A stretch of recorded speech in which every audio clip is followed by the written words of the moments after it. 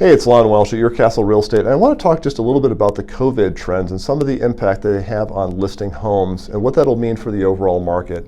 So there's two charts here from the Wall Street Journal. The first chart we're going to show you shows you the incidence rate of COVID by state, and this is in very early January.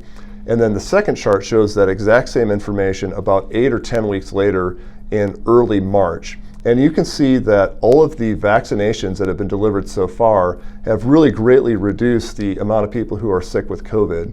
The reason for this is that people who get really sick and die from COVID aren't equally distributed across all age bands. The people who are very old or have a lot of pre-existing health conditions are at a much higher mortality rate than someone like me in my early 50s who's in good health. So the vaccine distribution has been focused on healthcare workers and the people who are most at risk from COVID, as you would expect. And you can see from these two charts, it's already having a really dramatic impact. It's our feeling from talking to a lot of prospective sellers that there's a lot of people who would have sold last year who made the decision not to sell because either A, they were concerned they were going to lose their job and it was not the right time to trade up. As the economy gets better and better, those people will feel reassured about their job and they will list their homes, bringing inventory to market that we desperately need. The other part of the inventory shortage is people who would like to list their homes, but they are not immunized for COVID yet, and they're waiting to get their immunization and or see results in the media that the COVID crisis is getting under control.